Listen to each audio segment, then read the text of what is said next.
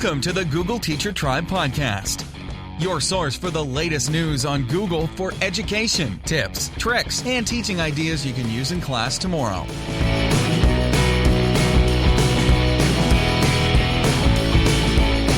And here are your hosts, Matt Miller from DitchThatTextbook.com and Kasey Bell from ShakeUpLearning.com.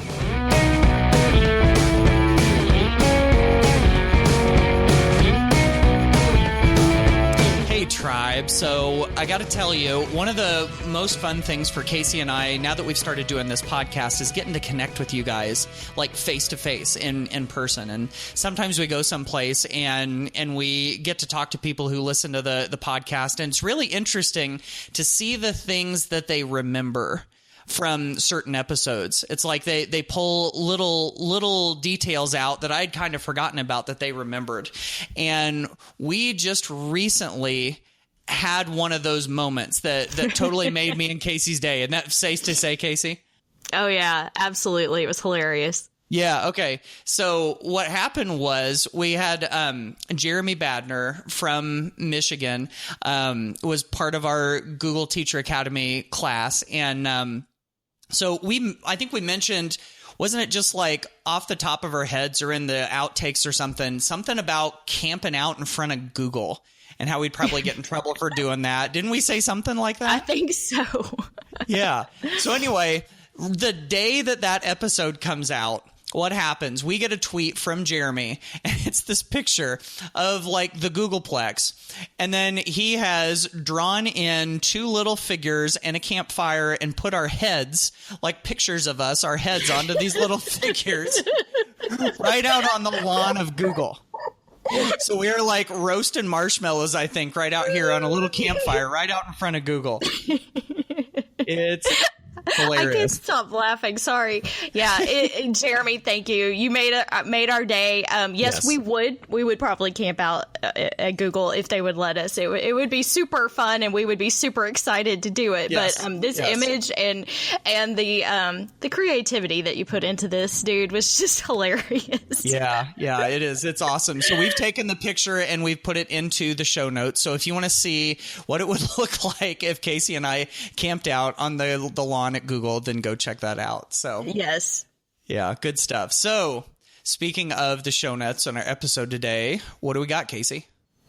Oh, we've got a few things we're going to talk about today. We're going to talk about storytelling with G Suite tools. Around the campfire. Yeah, hey, that is appropriate. Maybe next week we're going to have some new images with the storytelling now around the campfire. Right. But we are going to talk about some of our favorite ways to use the Google tools to tell those stories. We've got, of course, some news and updates, actually some pretty exciting stuff from Google I/O to share with you. Some interesting feedback and questions from our listeners, and of course a couple of things that are on the blogs. You ready to do this, Matt? Yes, let's fire up that campfire and get going. All right.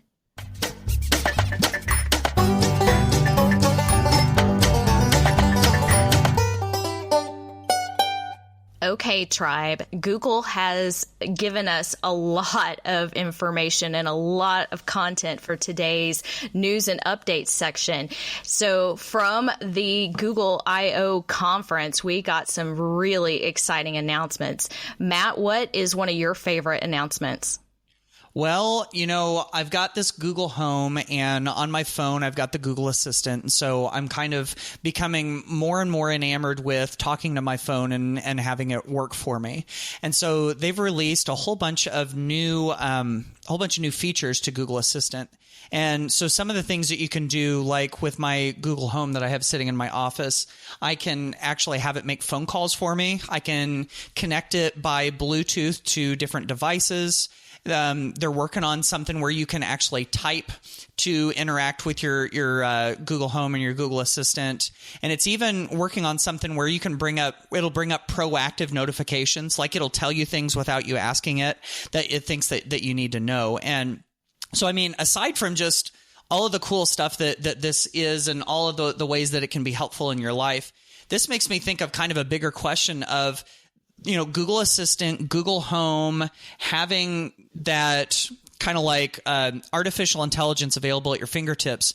I wonder how that's going to play into schools. Like, are we going to have a Google Home sitting in the classroom? I'd be curious to see if any of the tribers out there have a Google Home and use it in the classroom. I don't know. Do you have any thoughts on that?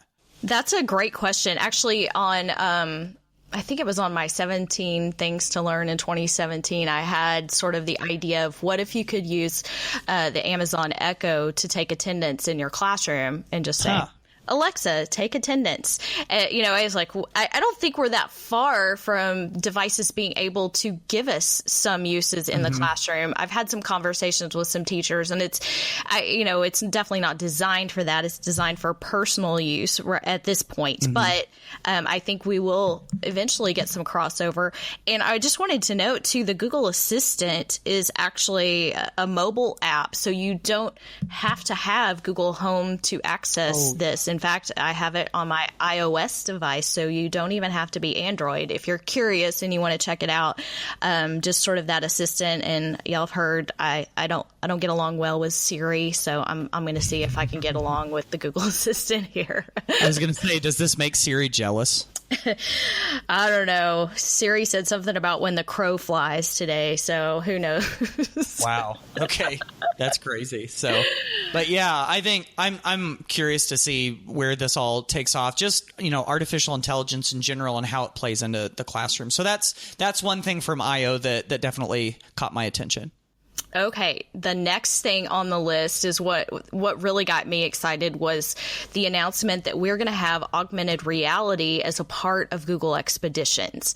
So I was so excited. I did a blog post on the spot. I was just really blown away at what this is going to bring to the classroom. So there is a link in our show notes, googleteachertribe.com/19, and you can take a look at the YouTube video that demonstrates students using this in the classroom. We can see volcanoes come to life. We can see DNA floating in the classroom. We can do all kinds of interesting things with augmented reality, but when Google attaches their name to it, we're going to take it to a new level. So I'm really excited. Some might say super excited. Yes. I knew that was coming. To see where this is going. But the thing is, they are rolling this out just like they did Google Expeditions. So on my blog and on their website is a link to a Google form where you can sign up to be part of the AR Pioneer program. And so they're going around the country and bringing this to school. So if you want to be an early adopter and get your hands on this, go check out the post. Go fill out the form and have them come to your school. This seems like such a natural progression, too. I mean, when we had Expeditions, being able to do virtual reality and now doing augmented reality where we're laying things over what we can already see in the classroom. And I mean, it just evokes images for me of Star Wars and of Princess Leia saying, Obi-Wan Kenobi, you're your only hope, But I mean, being able to lay that over real life, it just shows how far we're coming, and it seems like the cool learning experiences we can get out of this are just pretty amazing. Yeah, I'm sure it will be a topic on a future episode.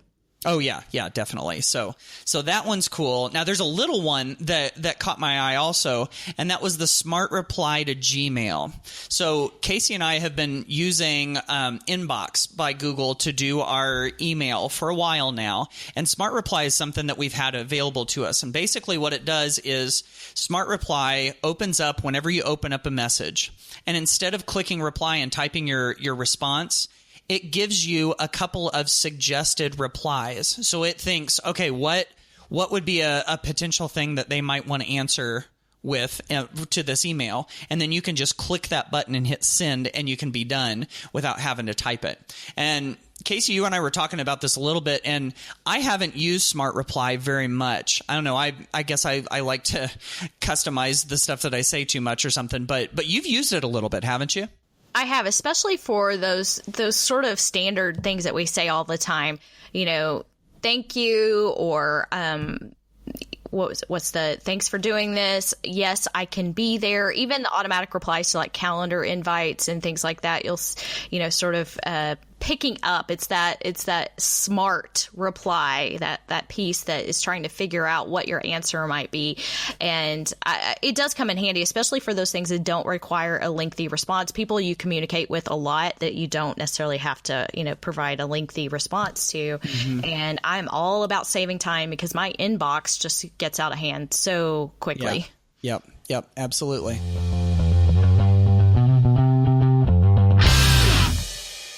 The more and more I learn about storytelling, the more I start to realize how applicable it is in all different parts of education. And, you could even go back into history and, way back, this was how we passed down information from generation to generation, was through storytelling.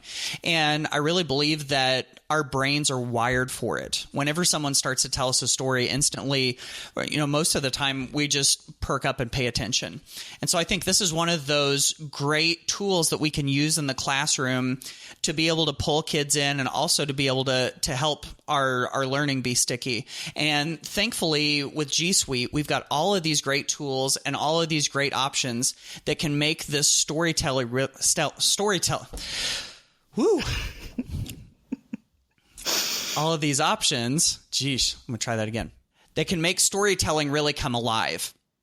And this goes, I really think, through all different kinds of classes. And, you could even have storytelling in math. You've obviously got story problems, but it goes into history. And the sky's the limit, I think, with it. And so one of my favorite things to do with Google Tools and G Suite and all of that is to find these creative, sort of unintuitive uses of them for the classroom. And I think several of them really give us, wouldn't you say, Kasey, a really good opportunity to pull storytelling into the classroom.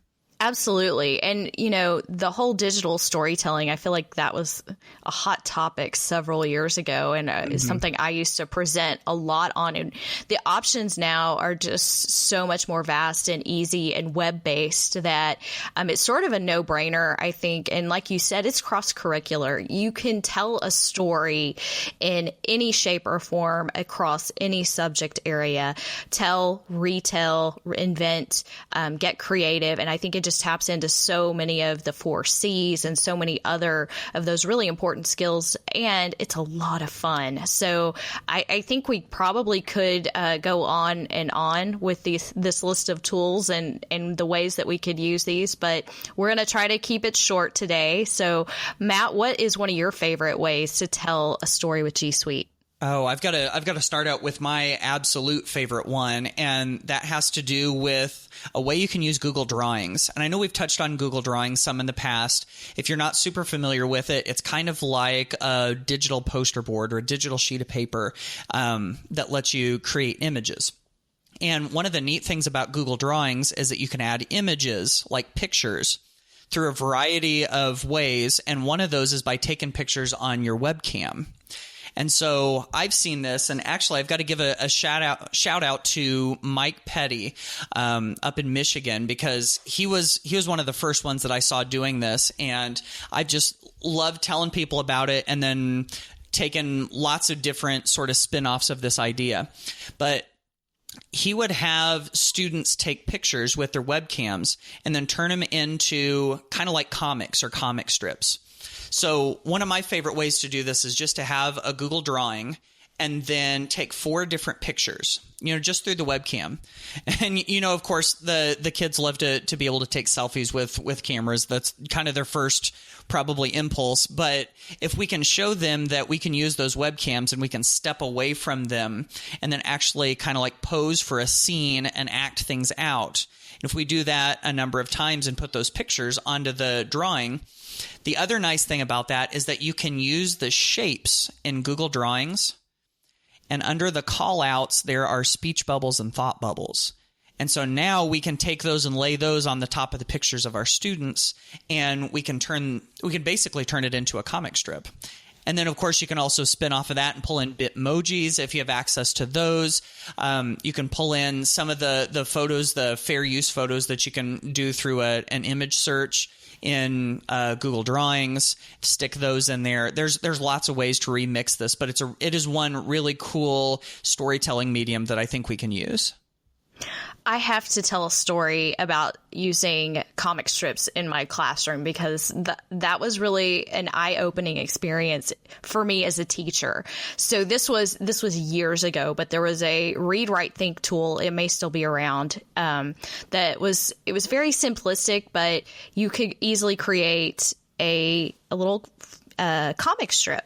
And so I had my students retell The Telltale Heart.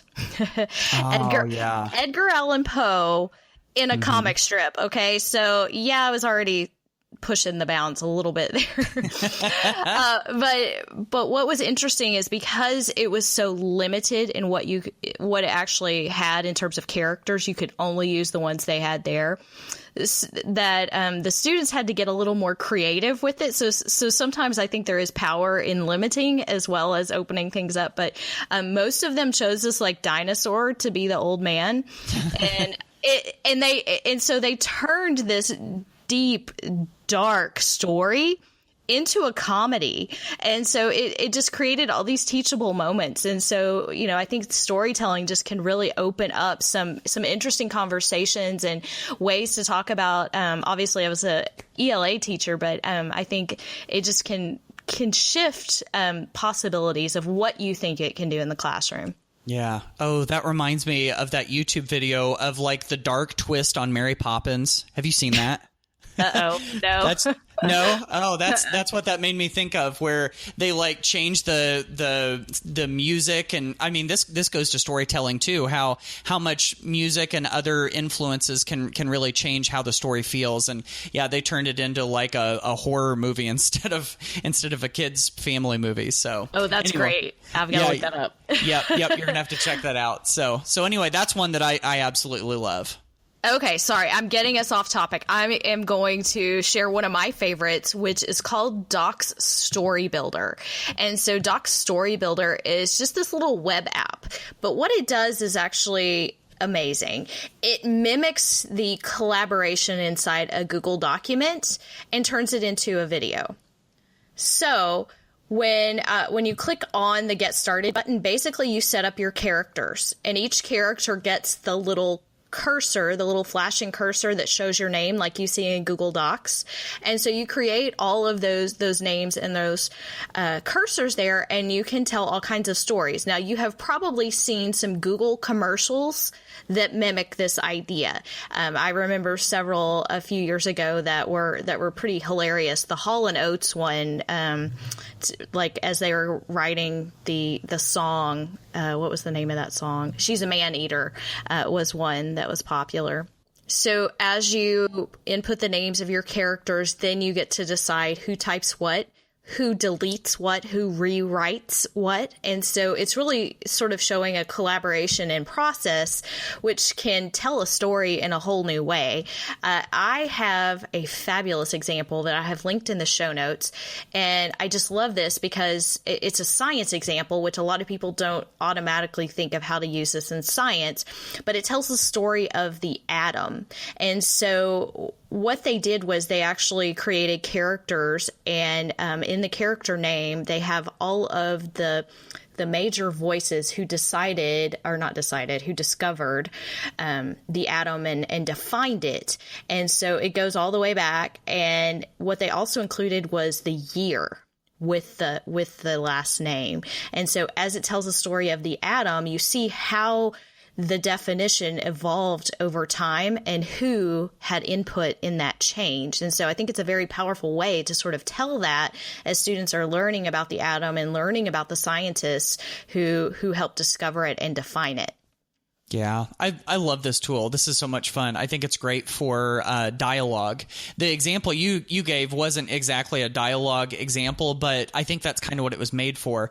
But this story of an atom that you have, I think this goes to show the power of being able to go in and delete, because it shows one person writing something and then it shows somebody else going in and deleting and changing it. And I mean, it's just a really cool just a whole other dimension that you add to storytelling. So yeah, Doc's Story Builder, that's one of my favorites too. So All right. Another one I want to get to real quick is a very, very versatile Chrome extension that you can use. And I was telling Kasey earlier, I kind of feel like I always default back to this one because there's so much you can do with it. And that is Screencastify. So Screencastify lets you turn your computer or Chromebook into basically a camera that records either through your camera or records your screen. And so being able to do that, I mean, just the simple idea of recording things gives you a great opportunity to do storytelling. And the cool creative things that kids can do with Screencastify kind of goes on and on. I mean, you can tell stories through the lens of a news reporter by turning on your webcam and having students report the news, or you can tell it through the animation, kind of like the stop motion Google Slides animation that we talked about in the last episode, turning on your camera and recording that. And then once you've got all of this video recorded, there are ways that you can kind of splice them together. And so, of course, the best thing I think about Screencastify is once you're done, you have the ability to share whatever it is that you just created by creating a sharing link either through YouTube or through Google Drive. So Screencastify, I mean, there's so much that you can do with it. Yeah, it's like a little Swiss Army knife that you can use in so many different ways. I love it. Great ideas. I have one more tool that I want to share with you, and it is Google Earth Tour Builder. Now, I just want to say this ahead of time because this tool has been around longer than the new Google Earth. So just keep that in mind. It is still technically in beta. I'm hoping that's because they're going to integrate it into the new Google Earth. High hopes. I don't know that definitively. But so just FYI, this is working off of the older version of Google Earth. But what it does is so powerful. So it allows you to tell a story inside Google Earth. And when you think about that, there are so many settings for stories, whether those are real, historical, fictional, etc. And when I show this, I have a great example from David Lee, and he explains it so well and shows this example of creating a story, actually telling the story of Lewis and Clark, and showing where they go and the places that they have, marked and discovered and things like that. And you can also include not only text, images, YouTube videos, and it's like this little built-in story. So, and I will say it's very similar to the things that we're seeing in the new Google Earth. That's why I'm sort of crossing my fingers back here that I'm not giving you a tool that's going away, but that hopefully is going to be available in a new way. But even in general, when you think about the power of Google Earth and how many things that you can do with it, again, I feel like this is very cross-curricular because there's a setting for everything, or there's a setting to discover, or there is, something new that we should explore. And so to be able to tell that in a story on a map, and what they call it is Tour Builder, put your story on the map, is just a really interesting way. And again, sort of a different way of telling a story. Instead of just like pointing or taking a picture, you're actually traveling around the globe. Yeah. And one of the things that you mentioned that I really love about Tour Builder is that you can add text, you can add pictures. So it's almost like, and this of course makes me think of My Maps, which is similar, only not quite as interactive as Tour Builder. That's one thing that Tour Builder has over My Maps. But it gives you the ability to add all of this information to these pins. And so now it really is more like a tour instead of a whole bunch of pins on a map. And so you can walk through and see all of these different stops. You can see them on the map, but then you can also see any of the information and photos that are shared too. So I just think this is a really neat multimedia way, especially if it revolves around lots of locations, or even if it's kind of like a timeline, it's chronological. This is such a great way to set that up. So I'm really glad that you mentioned that. And so all of these things, this is just sort of scratching the surface with things we can do with storytelling in G Suite. We've got other things that we could go on and on with, but I think those are some of our favorites. And you can find links to everything that we were talking about in our show notes at googleteachertribe.com/19. Okay, y'all, it is Google Teacher Tribe mailbag time, and we have a very interesting share from Aaron Kinney in South Carolina, and he sent us an email, and this is what he said. You've got mail. I'm enjoying the podcast. In episode 5, a listener had a question about how to remove students from accessing certain files he shared with them. Y'all both offered great tips, and thank you, Aaron, for using the word y'all. I appreciate that. I just wanted to offer a free solution at whohasaccess.com that scans your drive, shows who has access to what files, and with one button push, you can revoke access to all your files you've shared with that person. I use this for removing access to Google Drive files from departing employees. So Matt and I hadn't heard of this, and so Matt was the guinea pig. And so Matt, tell us exactly what happened when you tried this. Well, I went to whohasaccess.com and I logged in with my Google account, and it took it a while because I've got a whole bunch of stuff in my Google Drive. But it scanned through all of my stuff and it gave me my Who Has Access report. And here's what it says: that I have 446 folders, 17,000 files, and they are shared with 3,009 people, 53 domains, and 106 groups. And then it lists them all for me. And so I got to scrolling down through these, and of course there's 3,000 of them, and so I went and looked for a certain person by the name of Kasey. We're gonna call her Kasey Bell. Oh, right, yeah. I'm gonna see what was shared, and so when I click on her name, it says that she has access to 3 folders and 30 files in my Google Drive, and it lists all of them. And so with each one, I can click on a little information button next to it so that I can go in and revoke access to individual files. Or there's even a button at the bottom of that pane that says revoke Kasey's access. Oh, you should totally do that. I was tempted to click that little red button, but I've decided not to. So, but it does make it really easy, like he said, if you've got a staff member departing, to be able to take the access away immediately. And then there's also a little button below that says contact Kasey. So that would allow me to send her an email real quickly. And then at the very, very bottom of the page, there's even a button that says delete my Who Has Access report data. So if you're worried about privacy and security and all of that, you can delete that report immediately. And then the site even says that any data that they've collected, they delete it within 24 hours. So it doesn't stay on their servers. So pretty useful tool that I had never ever heard about. That is very interesting. Yeah, I'm curious. And if anyone else has used it, please share your thoughts and what your processes are for sort of controlling that in your schools. Now we have another, actually this is sort of a suggestion or something I didn't know about as well. And this comes from JP Presevento. And actually I have connected with JP several times. I have no idea if I just pronounced his last name correctly. Did I? I hope so. It sounds good to me. So.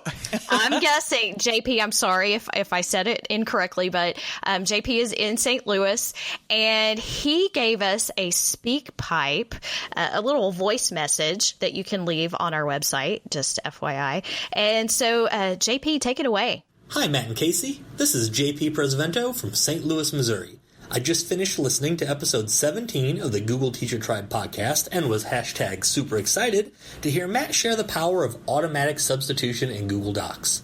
When I talk to teachers about automatic substitution, I also encourage them to include reteaching into their substitutions. Teachers can do this by finding a YouTube video or another resource that reteaches the concept students struggled with and creating a custom short link to that resource using the bit.ly Chrome extension. Then, simply add the short link into that text that is automatically substituted, and voila! You have automatic substitution with built-in reteaching. The only thing is that automatic substitution seems to only like lowercase letters and links, so make sure when you make that custom short link, all the letters are lowercase. Keep up the great work on the podcast.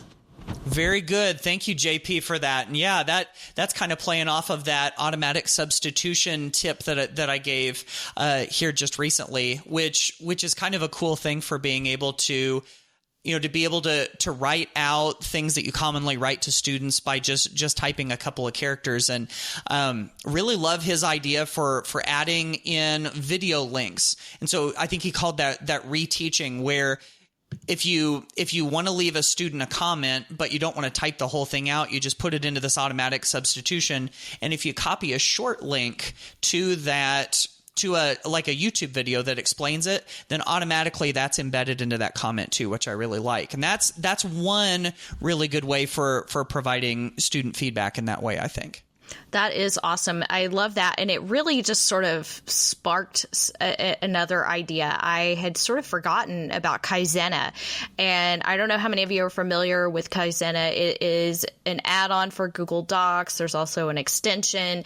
But what it allows you to do is actually to leave voice comments inside Google Docs. So not just the text, but you can leave voice, like little voice messages, and there'll be a link to it inside the little comment bubble. But the other thing is it allows you to create links to resources. So sort of what JP was talking about. And, so if they had a comma splice, you could create that link in that resource and add that into Google Docs. So I don't know if that's just, that's just another alternative in there, but Kaizena is definitely something to check out if you haven't looked at it. It's spelled Kaizena, and we will put a link to it in the show notes for you. Yeah, that's one that I have to say I started playing with it a little bit years ago, and it has really undergone a huge facelift and is much more reliable than it was before. So if you haven't checked out Kaizena, maybe now's the time to do that.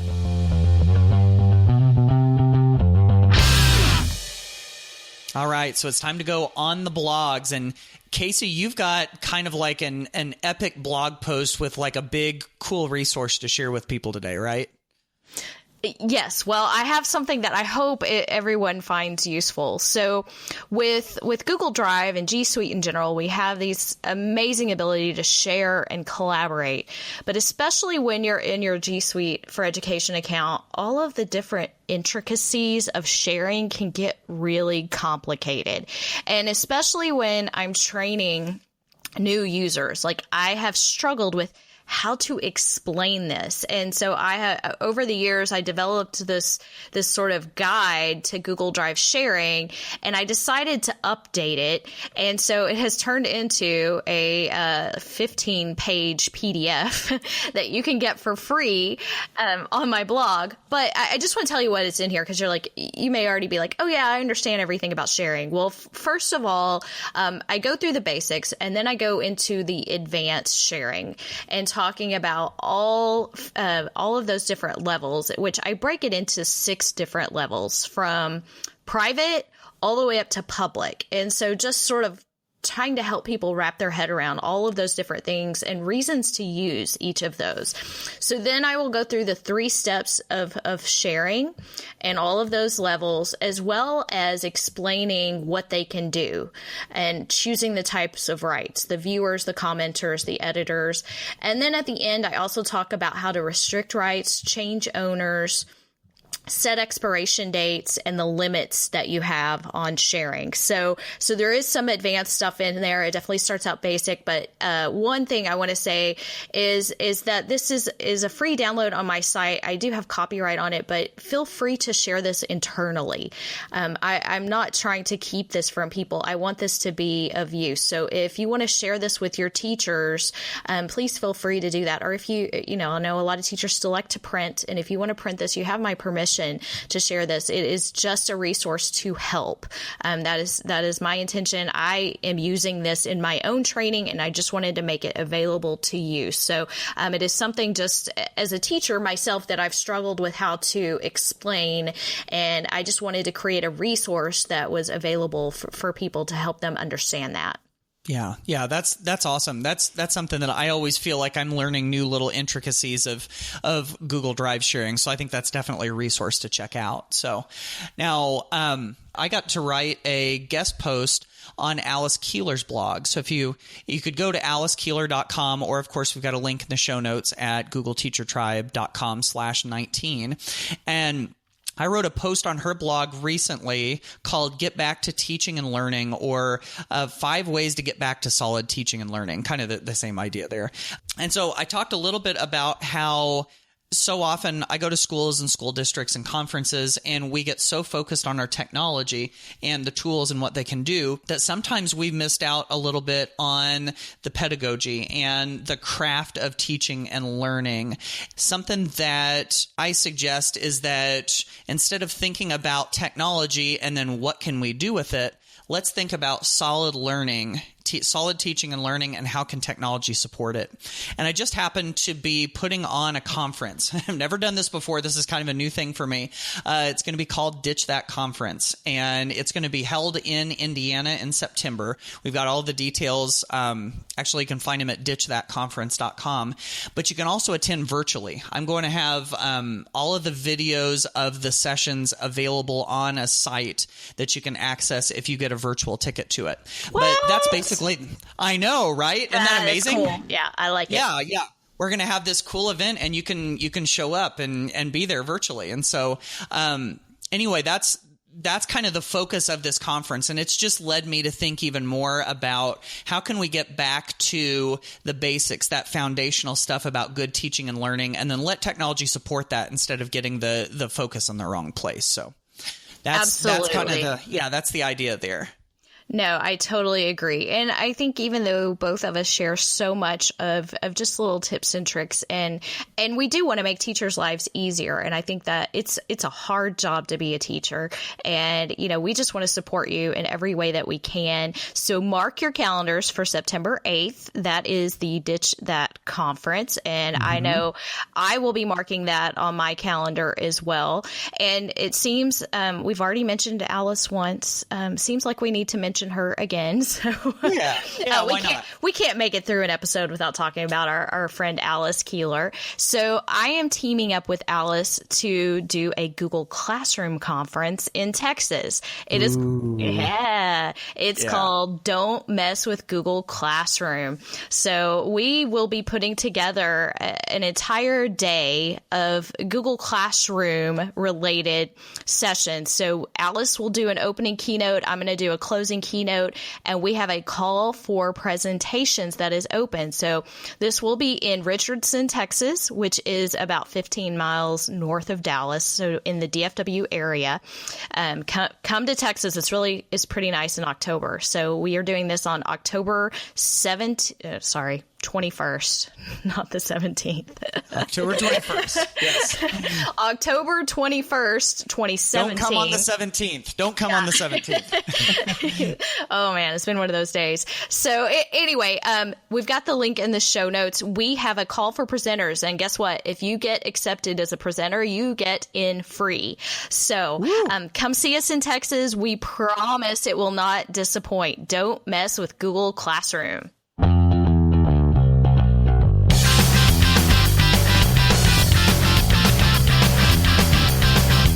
All right, folks, I think that puts a bow on episode 19, and Kasey and I have a little bit of news about that. We're going to do one more episode. We'll have an episode 20 come out next week, and then after that, it is time for a little bit of summer break, right? Yes. Well, I don't think I would call it a break for you and I. Right. Anyway. That is a good point. That is a good point. So Matt and I have decided to do this a little bit more seasonally. We realize that obviously the school year has a lot to do with what you're paying attention to, but we are also out on the road for most of the summer. So you will catch us in person at lots of conferences. We will be at ISTE. In fact, we are presenting together at ISTE on Google Classroom. So, but we hope to catch you face to face in between and connect with you through Twitter and the GT Tribe hashtag. But we will come back in the fall with our second season of the Google Teacher Tribe podcast. Yeah, that's right. We'll be brainstorming new ideas and coming up with all sorts of good things over the summer that we can share with you. So don't go anywhere. As soon as the fall comes back around, we will be right back. And I think that does it for today's episode. So we will catch you on the next one. Bye, y'all.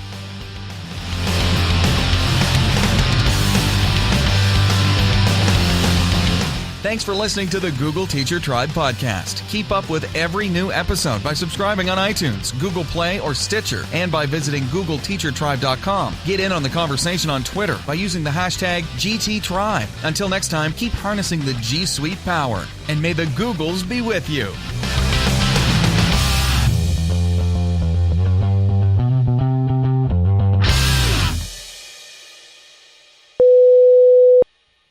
Oh, man. Well, I was trying to get into your line of thinking, and I'm like, I know. I'm trying to. Okay. I'm trying not to mess you up. So That's okay.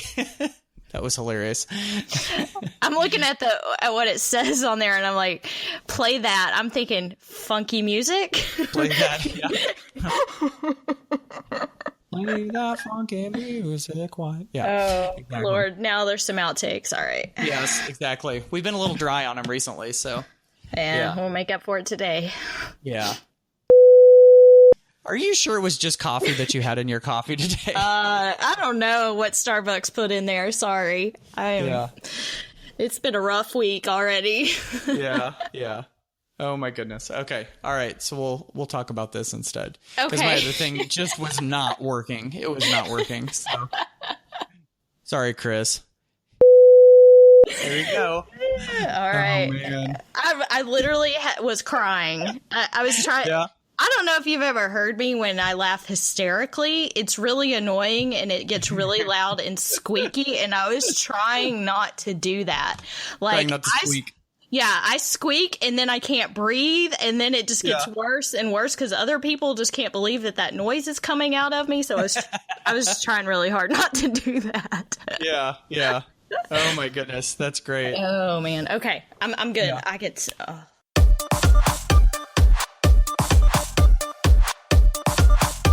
The Google Teacher Tribe podcast is a proud member of the Education Podcast Network. The Education Podcast Network. Podcasts for educators, podcasts by educators. For more great education podcasts, go to edupodcastnetwork.com.